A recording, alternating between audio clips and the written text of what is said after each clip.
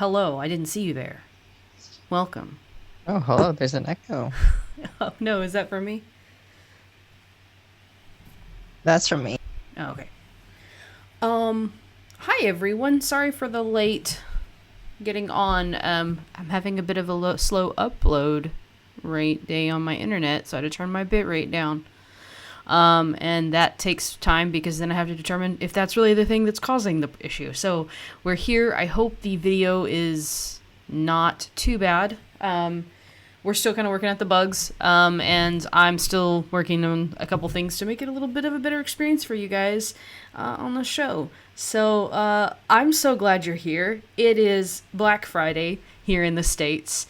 It sounds ominous, but that just means that we are spending a lot of money here in the U.S. on consumerism. So happy Consumerism Day. After you just said how thankful you were for everything that you had, now you're here and you're buying a bunch of crap you don't need. So, anyway, that's my rant for tonight. I will have more of them. I don't Oh, apologize for it. okay. Thank you for the warning, at least.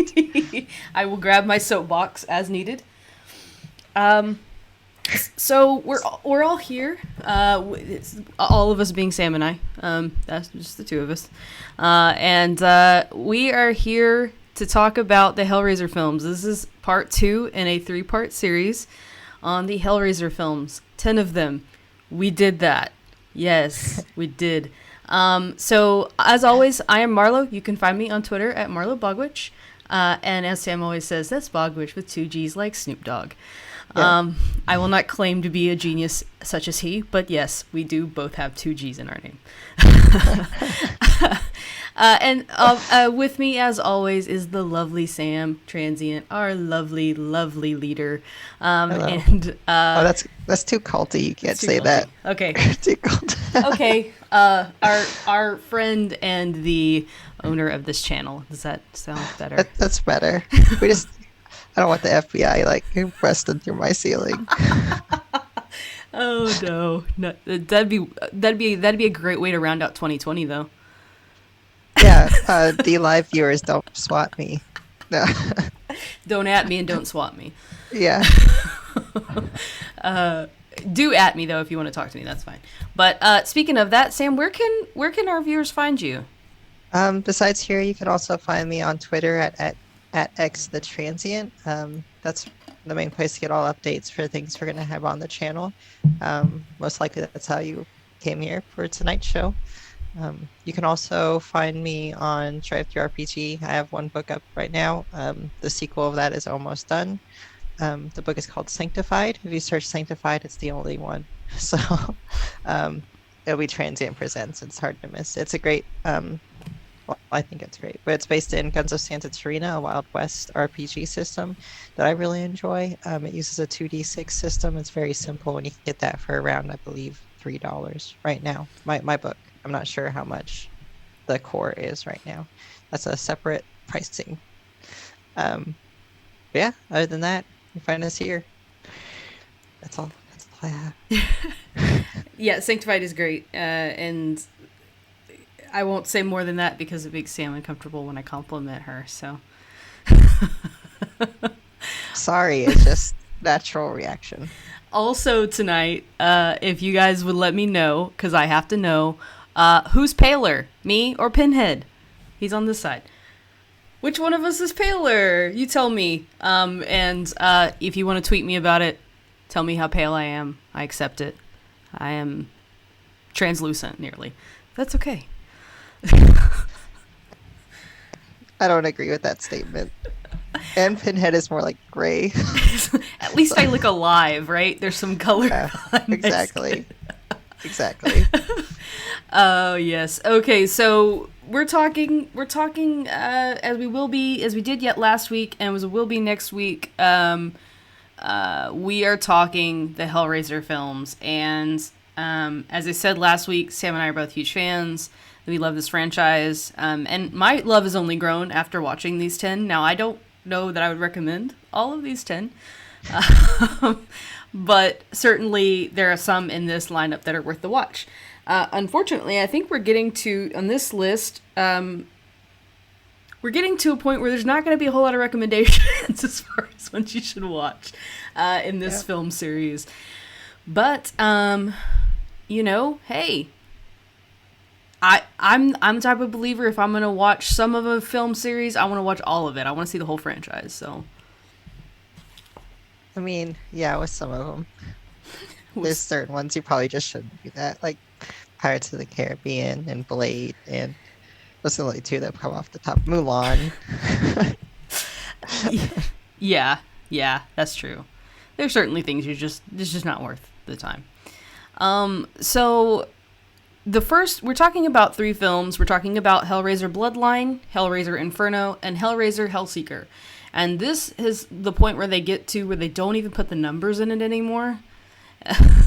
And that is infuriating to me. I hate that so much. I always wondered if it's just because Clive Barker wasn't involved, so they're not technically like chronological order anymore. Um, but don't they start numbering them again later on? I think so. Yeah. Whatever. This series. That's another fair point. So in these three films, Clive Barker was not involved. We have several different directors that did these films. So for Bloodline, we have Kevin Yagher, and then for Inferno, we have Scott Derrickson, and then for Hellseeker, which is a 3-movie set with Deader and then Hellworld, which we're not talking about this week, we have Rick Boda. I think our friend Nico said this best when when they said, "You."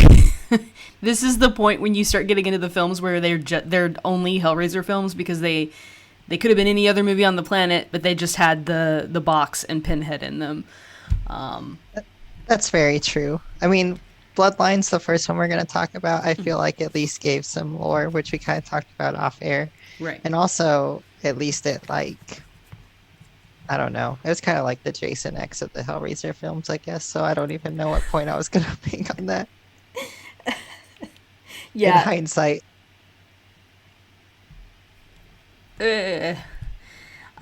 So one of the reasons that a lot of these movies happened, at least my suspicion is, and I'm not, I can't totally speak because I don't know what the licensing agreements were, but Clive Barker sold the licensing to Dimension, which is a Miramax company, I think. Don't quote me on that. Dimension. Yes. Owned by Lantern Entertainment. It's a Weinstein company. Oh, that's not a good thing. Yeah, Miramax. Okay, yeah, it sold to Miramax at some point. Anyway,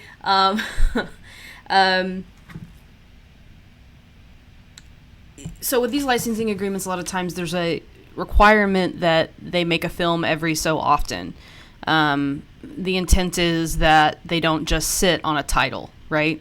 And I haven't seen like the licensing agreement. I don't know how often they have to make one. But it appears, based on some articles that I saw on like Law 360, which I don't have access to the full article, that Clive Barker's working to get that licensing back, which is interesting. Yeah, I couldn't find much information about that, so I have to go off of what you just gave me, basically. Because even like the wiki doesn't really list anything about that. It mostly just talks about him selling the initial agreement, the initial license to them Right. at the beginning, and about the great movies they're gonna they're gonna be coming out with this year. So Yeah, the law360.com is the people to talk to if you don't. If that's not actually true, because that's where I got my information from. But it's hard to find lots of information on the series as far as like people talking about it as a franchise. It's just not, I mean, isn't it now MLM though? Law 360. Is it an MLM? I don't know. Don't know. Research that first before you support them. But if they're not, then yes, go there. Yeah.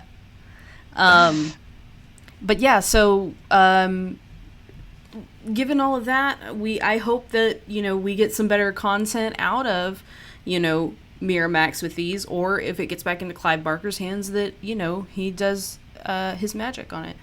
But all I that hope. to be said, I think we can talk about Bloodline, a sleeper Yes, movie in this like set of films. for sure. Definitely. Out of these three, it is the only one that I really enjoyed. Um, it may just be because of the sci-fi elements, which the Cenobites in general have a very like dark sci-fi theme to me. That like Warhammer sci-fi. Um, but I definitely think this is going to be the best of those three that we're going to talk about. Definitely, definitely. Bloodline surprised me. It started out sci-fi, which confused me. I was like, "What's happening?" It's set 7 years from now. Oh no, 107 years from now. Excuse me. In 2127. So at least they had the wherewithal to put it 100 years, not just like 2020 like they did in the 80s. Right. But But yeah, it's wasn't there, I'm sorry, wasn't there, what was I going to say about that? Never mind. Continue on. It seemed important to what you were saying, and then I lost the train of thought. So it'll come back to me, I'm sure. so we have an engineer who's created the space station, and his name's Paul Merchant.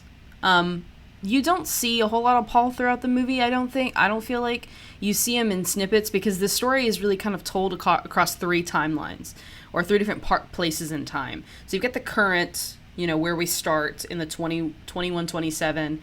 It jumps back to 1796 and then it goes to 1996.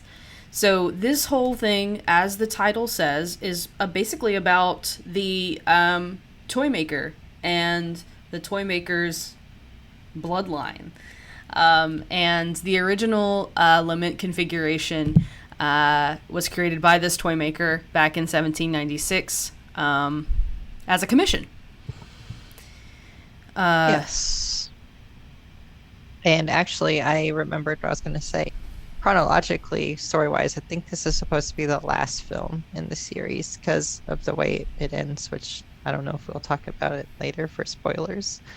But I do want to let people know that you can either watch it in the fourth one or you can actually like move it to the last one. It'll still make sense. Yeah, this one can kind of exist out of time from the rest of them in a way because it truly does. Although it exists in so many different times, you're right. It does feel like the last one, especially because none of the other films none of the other films take place in the future. Mm-mm. No, and which spoilers, I mean, it's from 1996. With the ending with Pinhead basically dying with the end result, it's it's the finality. There's no coming back from the ending they give him. So it really can just exist as this out of time ending to the character. Mm-hmm. Yeah, absolutely. So of course we see the creation of the limit configuration in 1796. It was made for a aristocrat. And when they use it the first time, they bring in Angelique. How do you feel about this is a good thing. I want to ask you, how do you feel about Angelique? I have my opinions, but I want to hear yours. I want to hear yours. I think the character dynamic she had is good as it builds up across the movie. Mm-hmm. In the beginning, it's kind of I don't know the right word for it, but it does become interesting in the way that she transforms once she has changed from human into Cenobite. I definitely thought she was an excellent Cenobite. I agree. So basically, Angelique is like a princess of hell or something like that, right? Is that what Mhm. the thing is? And she makes a really great Cenobite. I really, really love her design. And seeing because the Cenobites so far from what you've seen, they really appear like, they don't really have a gender. They're very gender non-conforming as far as they go. Angelique's the first one that kind of really does appear when she transforms into a Cenobite as more of a female. This is the first movie in which we see that. Now it's not going to be the last time we see that. We'll find out as we go along. We can talk about some of it in this part of our review. But yeah, I liked Angelique. I like the actress that played her. I to your point, I kind of agree. Like, you know, when she first came in, it was like, okay, so you summoned her here to do what? Like, just like kill people and have sex? I don't understand. It was kind of just one of those like shock value scenes, it felt like at the beginning. Mm-hmm. Um, if not just the driving point to make sure that some counter to the limit configuration was made, which is also kind of done in that flashback scene where Philippe makes the Elysium configuration. Mm-hmm. Um, Yeah, the Elysium configuration. Now, I didn't do all of the research into like the names and stuff like that. You know, but basically, yes, it's the anti-lament configuration, which is pretty interesting. So we have in 1996 John Merchant, who creates this skyscraper that it resembles the limit configuration, which is really kind of strange because we don't get really the knowledge that he knew anything about it. So is it like ancestral knowledge that's passed down through DNA? Is it something like connection to the you know, spirit realm or whatever, that like, you know, how did that kind of happen? yeah, kind of like that idea of passing down the knowledge of your ancestors through your blood. I feel like the same instinctive way. You're afraid of like spiders and things like that, which is what I use this topic because Jay and I talked about people being instinctively afraid of spiders very early on because of having to survive against them for so long. I think it's the kind of the same trope that they're trying to give here. Um, but it added the interesting element that it doesn't have to be a puzzle box. I always thought that was interesting. Yeah, this movie really set up some amazing lore, and I think it'll be kind of like some of the like the second film where we'll be like, oh yeah, this was great lore, this is great lore, like awesome. Like I really liked that, and the design of the building was really interesting, very otherworldly in a kind of like weird Art Nouveau almost kind of way. Like I don't, it was really neat. So we have this whole thing where the 2021 merchant, which is the, you know, the bloodline guy, John, was it John Paul? Mhm. Paul's the one in the future. Yeah, Paul's the one on the space station Minos. Yes. Paul has is using robots to get them to open the limit configuration, and they're having this little conversation where he explains why he's doing what he's doing and that everyone needs to get off of this ship because they're going to come for them. And come for them they do. Definitely. They definitely do. And it's interesting that it took so long for them to kind of want to stop this recurring chain of events that their family line started. Mm-hmm. 400 years is quite a long time to just let this thing run around and slaughter people, just for the sake of Angelique, I guess, is what it really comes down to in the end. Mm-hmm. Yeah, it's really interesting. You know, you would think, you know, hey, my family started this, I want to end it. You know, you think someone would have thought that earlier on, for sure. But hey, it takes a special type of person to just be like, okay, well, maybe it's over. Maybe I don't have to worry about it. You know, knowing somewhere someone's probably falling victim to this limit configuration again. Yeah, it's kind of like that old trope that they made into a movie about the button, where if you could like push this button and someone in the world would die if you would push it. Mm-hmm. I think it's kind of that same idea. Like we're gonna make this puzzle box and people will die, but we're not gonna think about it. We'll just ship it out into the world. Yeah, that's a really great comparison. I never put that together, but that's a really great comparison as far as like, yeah, that's now I'm putting together dots on that one. That's cool. But so basically, we have a lot of lore that come. Let me see, where are we at with this? So that's basically really high level what's happening. And as you said, spoiler alert: if you're interested in watching this movie, this may be a good time to just pause it and come, or like let it mute it and come back. As it is, I highly recommend it. But also it was made in 1996, so I mean you had a lot of time. Yeah, true that. So basically, there's a hologram that distracts Pinhead while he escapes. something like Yeah, that. Paul uses a hologram so that he can also get to the space shuttle that Rimmer was using to escape, which when we get to favorite scenes, we'll talk about that scene with Rimmer escaping. Yeah, and it looks like basically it traps and kills them. Uh, Yeah, it basically just activates the Elysium configuration, which was Paul's plan the entire time. Um, Basically using mirrors and lasers to make the whole station kind of in the same way that the building before was the Lament configuration. The entire space station is the Elysium configuration, and it kind of just ends up trapping and destroying Pinhead and Angelique as well. I believe she isn't she in that final scene too. yeah, I believe so. Yeah, it's pretty cool. It's actually, I it's interesting to like kind of see how would you create something like that. Create an anti box. Well, I mean, thinking like okay, yeah, create an anti box. But actually, it's really cool. And then when you think about like oh, so how am I gonna fight this? I'm just gonna create the to take it's like the anti venom for it, or whatever. Like Yeah, but it is gotcha. it was cool. I liked it. I thought it was really cool, and like the way I that just they play with the imagery of it was interesting to me. Yeah, I agree. I don't know. When he said that, I could just picture like a Jersey Shore style person be like, just build the anti-box, bro. Just that's all you gotta That's all you do. gotta do. Yeah, exactly. Fist pump through it. Build that anti box, man. Yeah. But yeah, that's so high level plot. I think that's probably the one we'll spend the most time on talking about, just because it really does warrant it. It's a pretty great film, and there's some interesting cast members in it. Adam Scott, if you're familiar with Parks and Recreation, he was in that as Leslie Knope's husband. So interesting person. There's some others that I recognized. I can't recall off the top of my head who they were, but this one had some like people, and I was like, huh, wow, 96, Oh. you were doing this? Okay, okay.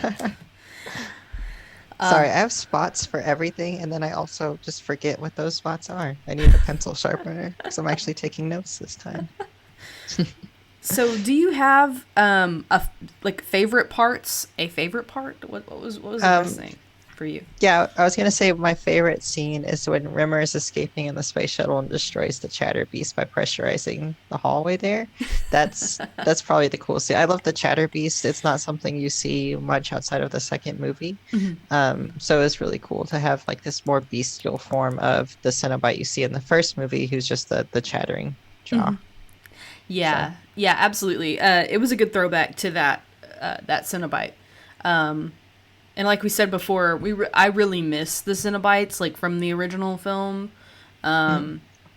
And then you see them again in the second one, and then but then they like disappear. It's like where did they go? Like I love these so much. Yeah, they pop up in the comic book once or twice, but they really seem to kind of disappear in the movies for the most part. Which sucks. I don't remember the name of the one with the open throat, but she was another female Cenobite. That was really cool. Yes, and the thing that I loved about that particular Cenobite was she had a feminine appearance, but in the movie she had a voice that was a little more like it didn't sound like male or female.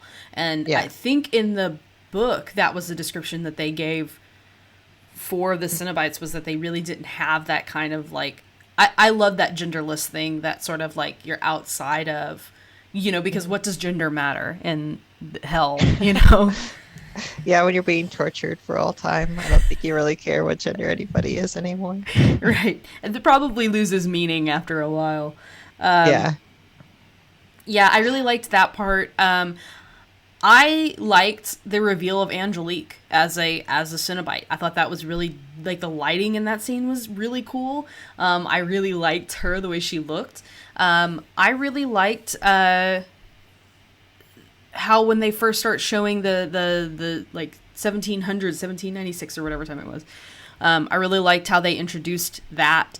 It's very regal, very much like, oh wow, okay, we started sci-fi and now we're here. Okay. yeah.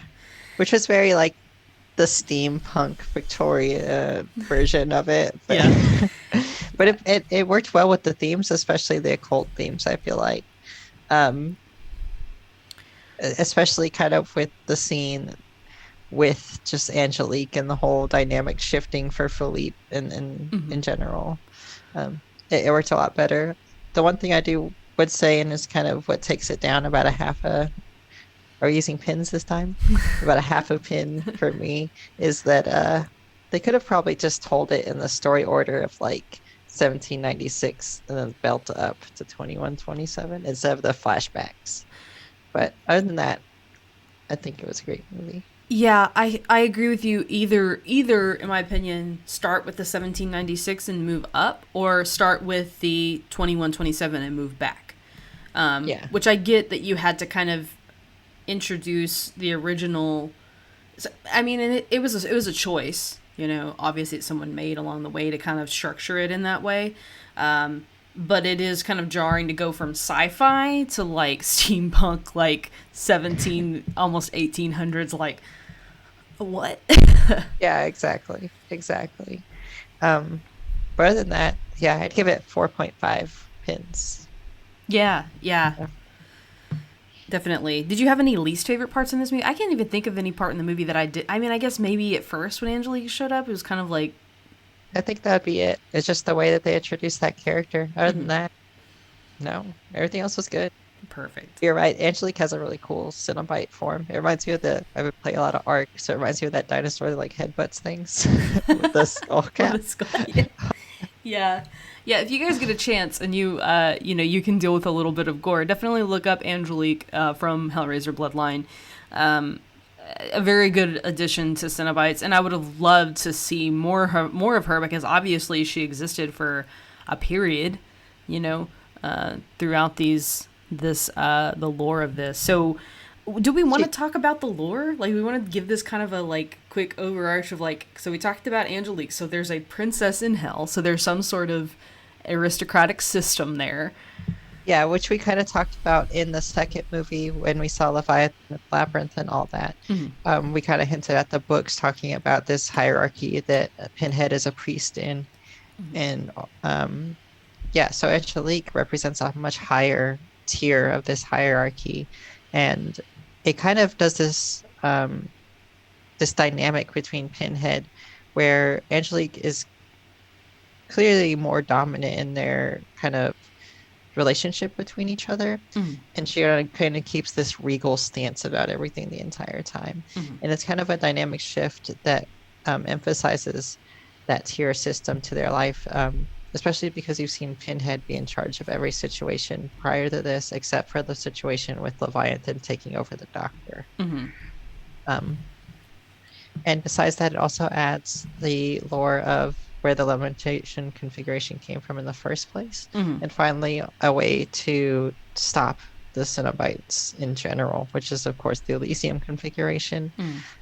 But they could have just, destroyed the limitation. If they're the only ones who know how to make it, just stop having kids is really the solution and get rid of the puzzle box. What, you But mean I can't have 7 kids who have the DNA knowledge how to make something that brings little hell onto Earth? What? That went on way longer. That was way longer of a monologue than I wanted that to be. I was hoping that would be like one line. it still worked out. It's all their kids are in elementary school making like the paper mache versions of puzzle boxes.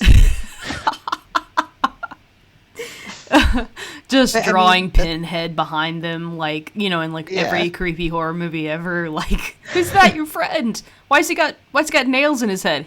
His name's Pinhead. he likes to woodwork. It's easy access. That was me pantomiming nailing in a nail. For more pantomimes, there will not be more pantomimes. I suck at pantomime. Oh, I forgot we can't do that. We can't do that hand sign anymore. Oh yeah, it wasn't Yeah. an upright one. Uh, 0 of those. I won't put my fingers up. Absolutely not ever. You stole my symbol, and I'm mad about it. I used to use that all the time. Curse you. Okay, so on to the next one. Yes, absolutely. And yeah, I agree with your rating. Very, very good movie. Very, very good. I highly recommend if you get to this point, you want to watch the 4 up to this point, that would be the place to stop. And if you don't want to hear about crappy movies, this would be the place to stop. But don't stop, because we're fun and we love you. Yeah, you gotta stay at least for another like 30 minutes to hit that CCV, you know? So, Hellraiser Inferno. I just realized the little thing that I wrote up didn't update the titles in the thing, or I did and it didn't save, so whatever. Anyway, that distracted me. Hellraiser Inferno. No. No, definitely not. Just kidding. Yeah. One pin. One pin. So this is basically, it takes over the story of a police officer trying to figure out what this is.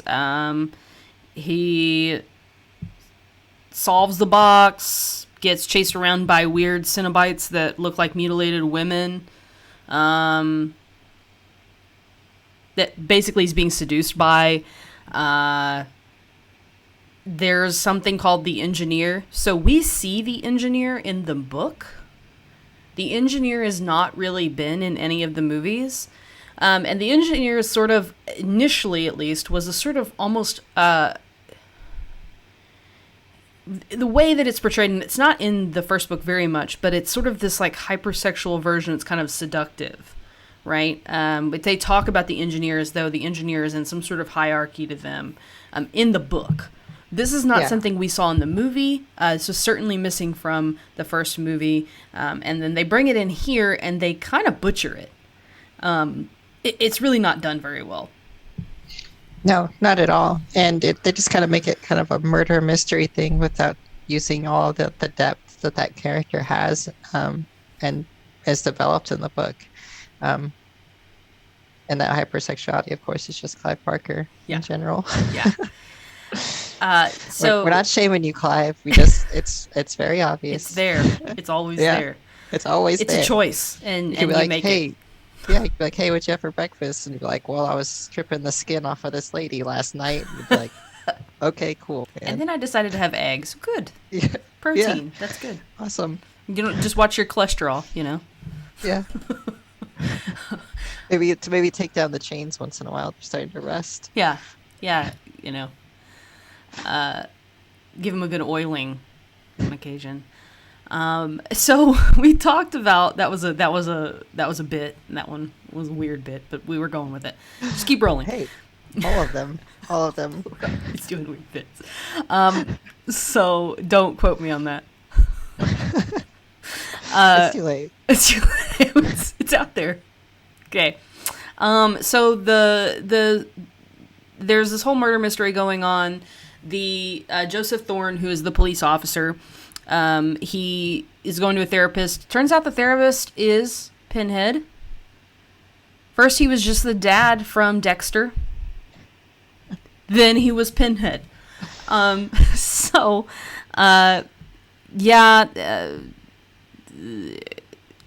Apparently Thorne has actually been in the Cenobites realm since opening the box. And, it just doesn't make it. It's like, how can we make Silent Hill into a Hellraiser film? Yes. And then the Engineer is just a manifestation of his own cruelty. Yep. It's trying to get psychological as far to your point, like Silent Hill, you know, where we see these. Well, let me say this: at least like the first couple of Silent Hill films, for the movie, not games. God, jeez. Games, yeah. The movies. We're not going to talk about those yet. I'm sure we will. Give us a month. Well, we're not going to do the whole franchise for that one because that's a lot of games. That is a lot of. I can't even get PT anymore, so thanks. Just walk in a circle through your house. You'll be okay. Just keep doing it. Actually, I have a complete circle you can make around my kitchen. So yeah, just see. There you go. Have someone stand in the hallway every so often to kind of creep you out. It'll work out. Don't do that. I'm alone tonight. Shh. Scare me. Just make sure their face stays in one place. You'll be okay. Oh, Sam. I'm not gonna sleep tonight. It'll be fine. It's fine. You'll be okay. I'll be okay. I do this to myself. I watch horror movies and then I can't sleep. And I'm like, oh, I wonder why I'm not sleeping. Oh, yeah, because I watch horror movies. Oh. It's the best part. So, anyway, so he serves an eternity for his sins. That's really it. That's really the movie. It's really strange. I have my least favorite part was those new Cenobites. I felt like they were uselessly like. What was the point of that? Agreed. I kind of felt the same way about these Cenobites that I did about the ones in the third movie. Which, like you said, they really don't have a real purpose. It's just to add more Cenobites to the franchise and kind of flush it out and make it more of like a general creature feature, it felt like. While at the same time adding these Silent Hill elements that just don't fit in. It just takes away the entire lore that they've built up before this, I feel like. Right. Well, we have this sort of lore before that's like talking about your own personal hell, right? And so with this movie trying to place itself as though this is his hell, is working through a murder mystery that really he's at the hands of. Yeah, I guess it's pretty obvious that he's the engineer because the whole time it just feels obvious that he's this engineer. But it doesn't make sense they'd keep having him investigate. It'd make more sense like they'd keep having him have to run away from whoever was investigating him or something to continue the cycle. Mm-hmm. Because I don't feel that someone doing that, I've dealt with a lot of shitty people, I don't feel that he would feel the remorse to suffer through this internal hell about killing these kids and leaving their fingers at random crime scenes. That's something you have to be pretty determined to do and kind of clipping these fingers off. Yeah, that's kind of the interesting thing is it does kind of build this momentum. And I guess if I have to pick a favorite part, I guess that's part of it. But it doesn't feel like a Hellraiser film, period. But it does kind of build this momentum where you're like, gosh, they're cutting this kid's fingers off. Where's this kid? You know, Yeah. like you do I did kind of care, like, you know, he's just dicking around over here. What, you know? And he's not a good person. Let's just put it that way. I mean, he starts out the whole thing. This is the one where he is like, seeing a prostitute, a lady of the night. You know, hey, I'm Hey. here for sex work. Yeah, I support sex workers. I'm not here for it, but like you could do it, and I don't mind. Okay, like you could do like I support sex work. That's what I'm trying to say. I don't. Okay, anyway, now that we've talked ourselves in a circle here, all that to say, he does all of this despite having a wife and child at home, which is obvious, you know, that's not a part of the agreement for them. And the lady is dead. So that's a whole subplot of it, is figuring out, like, you know, someone killed this lady. Well, he opened the limitation configuration. He opened the box. So Yeah. It's just kind of displayed also as one of these. I feel like all the main characters from the third movie on are portrayed as these kind of shady people in general. Mm-hmm.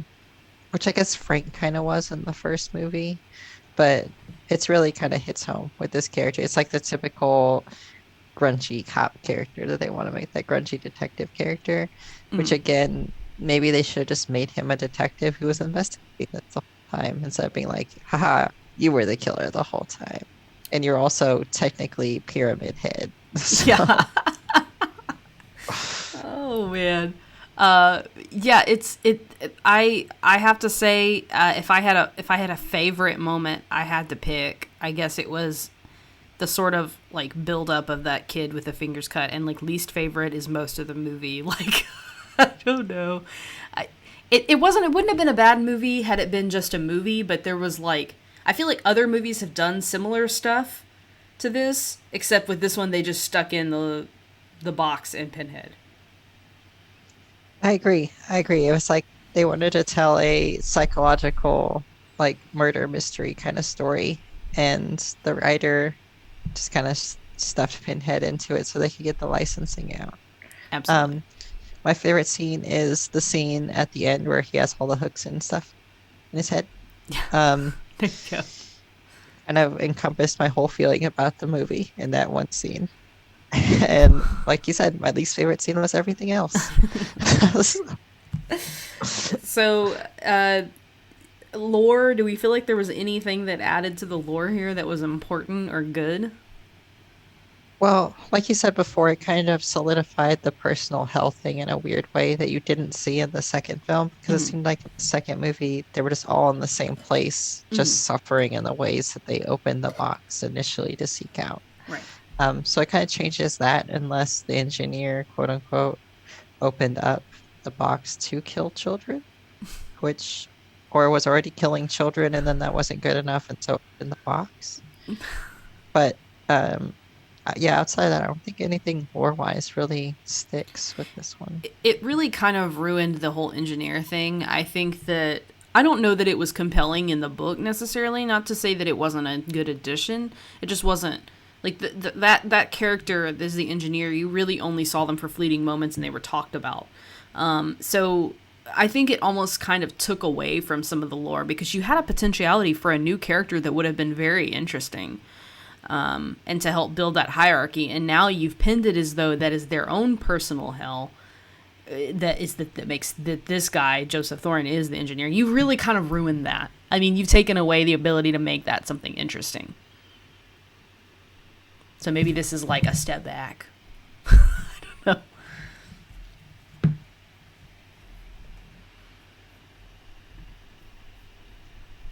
You're muted. We kind of emphasize, I think, from this movie on, everything is kind of a step back. Like, it just depends if it's a small step back or a really big step back. Yeah, absolutely. Sorry about that, guys. Sam might have disappeared for a second. I was accidentally like put the zoom thing down, and when it does that, it like puts it mini sized on the side, and then it's like you don't see like it's like it doesn't capture Sam's face. So, Oh, yeah, it's okay. It's back up now. then we have a rating. What do we want to rate this movie? Uh, I put 2 pins. I didn't want to give it one because it still has the essence a little bit of Mm-hmm. Pinhead. Yeah. Um, but I like a good horror murder mystery. So it got two. Yeah, I would say, it would get one just because of the movie that it was. If they didn't inject in these almost unnecessary things into it. Like, it felt like it could have been a decent movie otherwise, even though I feel like other movies have done this. But then we take, and we add in that sort of Pinhead essence that is there. And I did kind of like the whole, like, oh, hey, your therapist is actually Pinhead. Why he sat there and listened to you for so long, I don't know. But it was like, that was kind of interesting. So yeah, I would give it 2. I think 2 is a fair rating. I'm really leery to give something a 1, just because. Well, that's what I was thinking. If we drop it too low and then we have something really awful later on to review, we're not going to have a low enough rating. There's got We to would, be lower than this. yeah, exactly. So yeah, that's Inferno. It is what it is. It is what it is. Now on to Hellseeker. Hellseeker. Okay, this fucking movie. Now, God. Kirsty comes back though. Kirsty comes back, and that might be what gains it a little bit of an extra rating for me because I love her for some reason. I love her so much. She's like Yeah, my favorite final girl. she does make the whole difference in this movie to make it worth even watching part of the way through. So So this whole story, so we say Kirsty's in this. She's not in this a whole heck of a lot. I would have liked to see more of her. But it's all centered around Trevor Gooden, and he's been in stuff. And I kept looking at him, going, "You've been in stuff," but I don't know that I looked it up. I can look it up while you're giving the plot. So he survives this car accident that apparently Kirsty died in. So police are talking to him, and they don't believe him that she just died, like, or disappeared. They can't find a body, which makes sense. I wouldn't believe him Yeah, either. it's Dean Winters. He's been in John Wick and 30 Rock and some other stuff. Lots of things actually. Yeah, he's been in a lot of stuff. definitely someone that I recognize. I was like, you've been in things. He's obviously having some sort of like memory issues because he can't remember everything that's happened, and his memories start changing over time. He'll remember things that like, oh, I don't think it happened that way, and the police are like, we've already talked to you about this, like your wife has been missing for X amount of time. So Very Hellraiser memento style. yeah, yeah. Basically, this movie is just there. If a woman appears in this movie, Trevor's fucking her. That's it. Yep. Now you know the plot. Yep. It's not even written by Clive Barker. Not even. It was ridiculous, actually. In fact, if you okay, so like, I don't have a problem with like sexual content. I don't have a problem with that. It doesn't bother me. But if I'm saying it's too goddamn much, it's too goddamn much. I mean, it was ridiculous. Every single woman, I'm like, he's fucking her, and he would. Mm-hmm. Yeah, it's kind of like the key feature of his character is that he can't remember he's married to Kirsty, so he's just going to have sex with everyone else he encounters because he doesn't remember anything. And that's what you do when you have amnesia and you're a man, I guess, is just have sex with everything. So basically, Kirsty's actually still alive. That's the whole thing. Yeah. And she's the one who kind of did all of this, and she's basically giving Trevor to the Cenobites? Is that kind of what the thing was? Yeah, it's like a whole ordeal that Trevor was kind of just a shitty person the whole time. Yeah.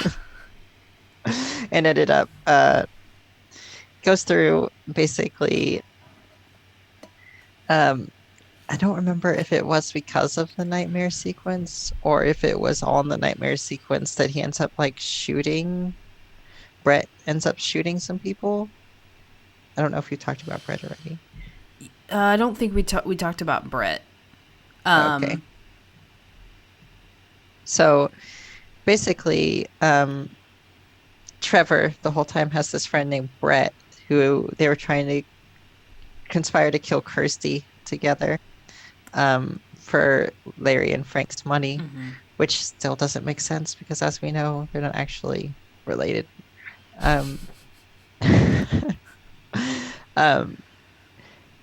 But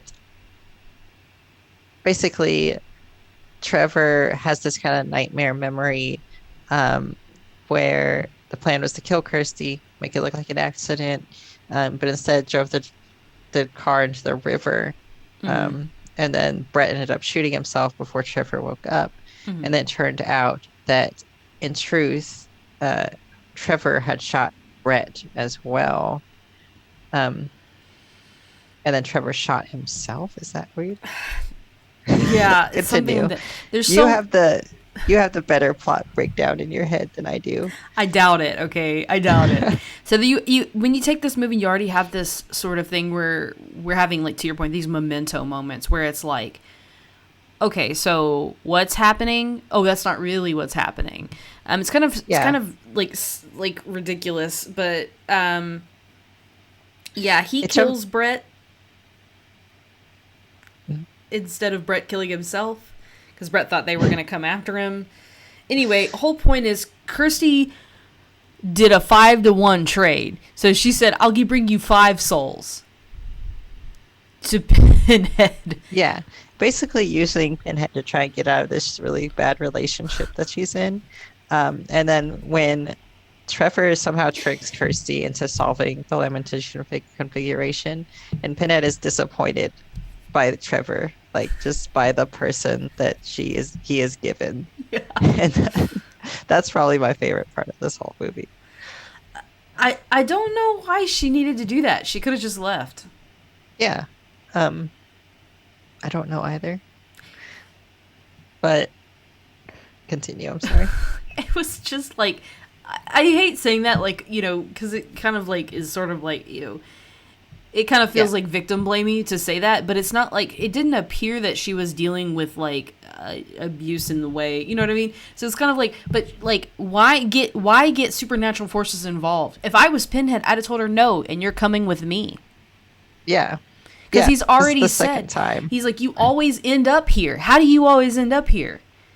Hmm. Like, you think you're so innocent. You're not really that innocent, Kirsty.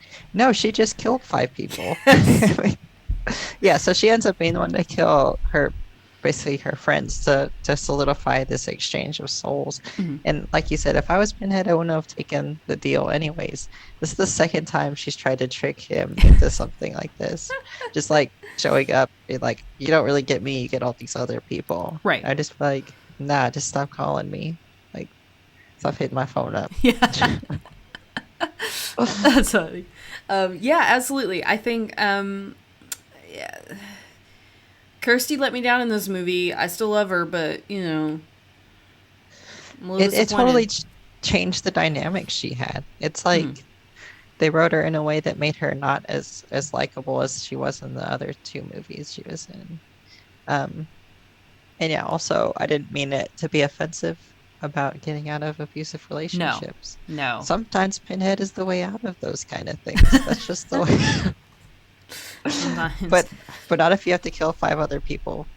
Those are the times you should just talk to somebody and get it worked out. Yeah, yeah. And if you do, you know, as I always like to say when we talk about these other things, if you find yourself in a situation like that, please get out as safely as possible. And that's a very tough situation, and nobody expects you to just leave.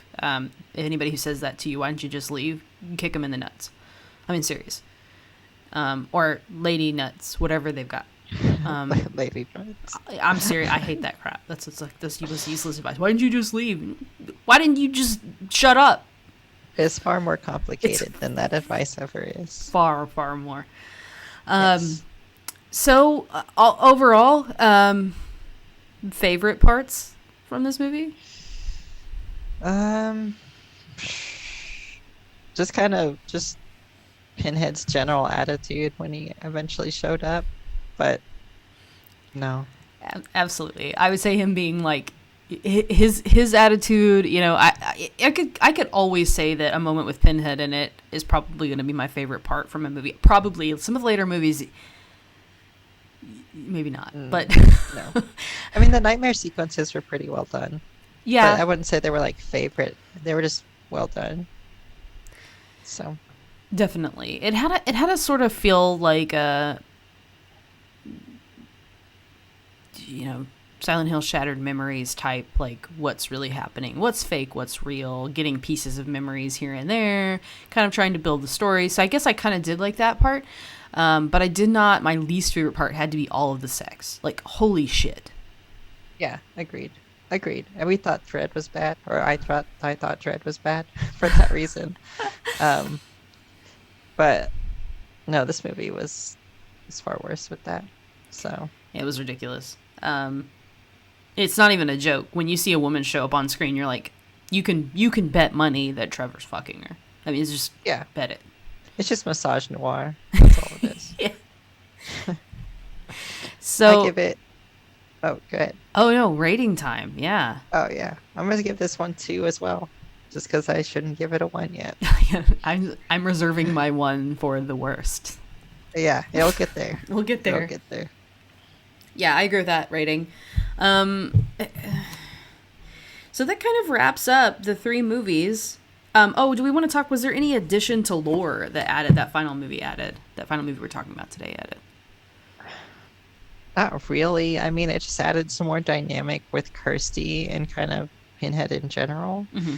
Um, and also kind of shows that even though she's so willing to use the box, she doesn't really want it, Yeah. which kind of makes me have this weird feeling that if you escape with the box, you're just kind of driven to continue using it until they get you. Mm-hmm.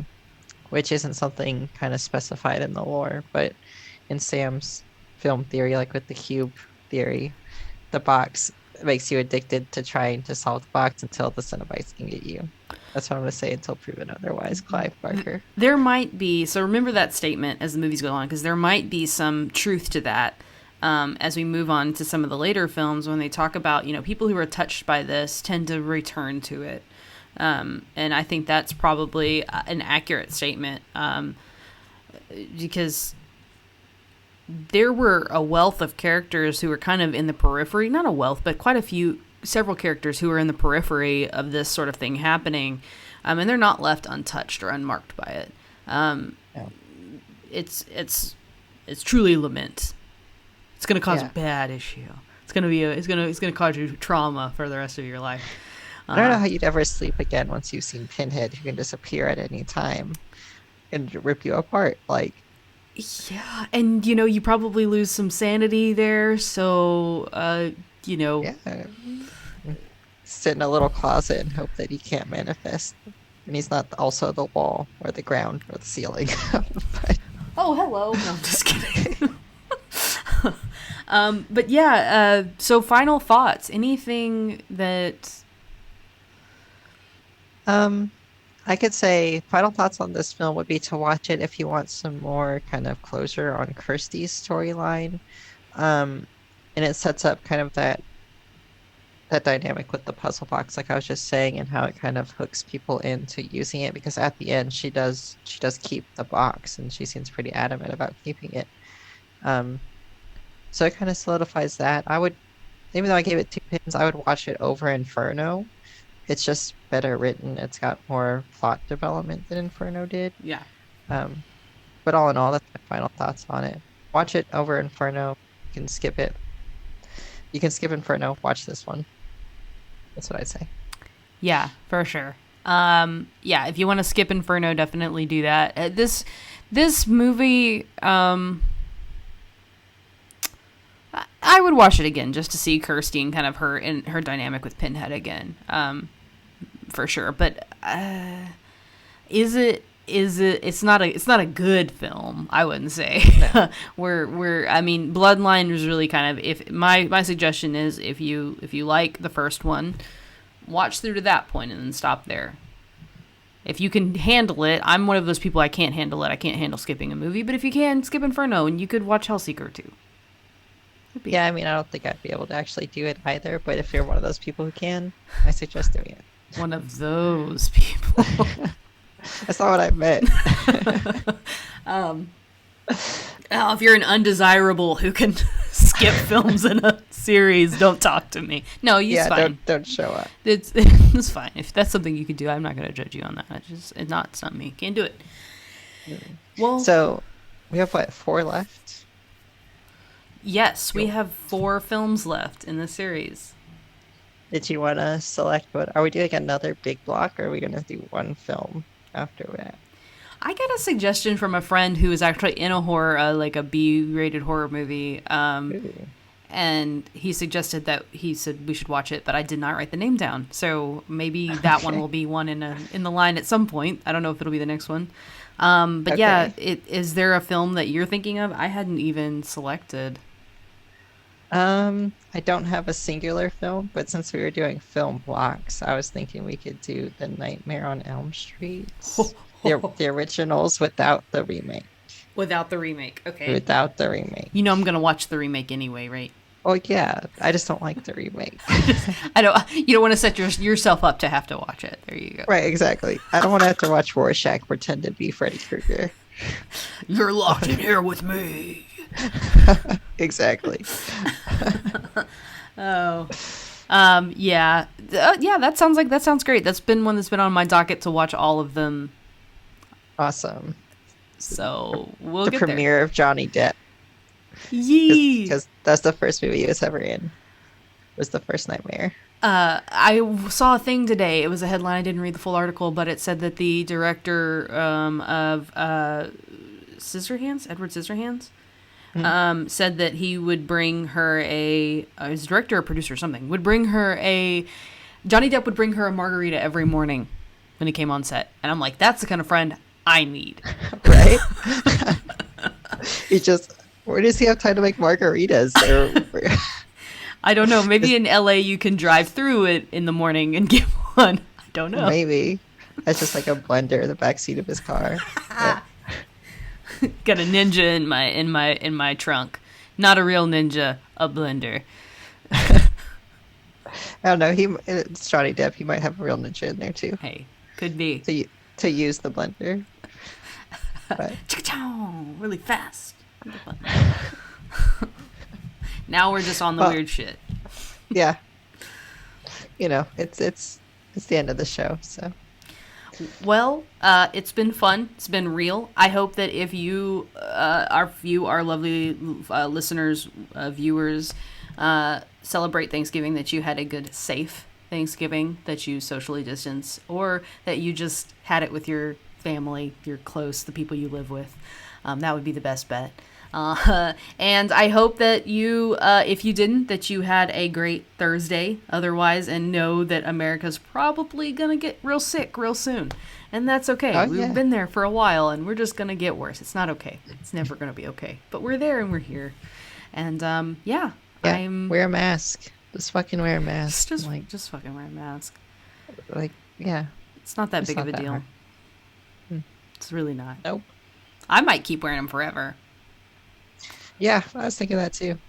Just they're just convenient and it keeps all the germs out. But yes, wear a mask, be kind to each other. Like, what the fuck, people?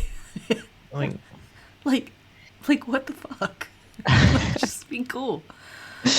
but yeah, other than that, thank you, Marlo, for hosting a wonderful show again. Hey. I actually made it a little easier this time by taking notes. So I forget these movies, so I'm here. You're here. You got to keep me back me up on these plots, because I'm like, oh yeah, that did happen. I forgot about Brett entirely. I was like, oh yeah, Brett. oh yeah. Don't forget about Brett, guys. Have a great night. Have a great weekend. And much love. Bye.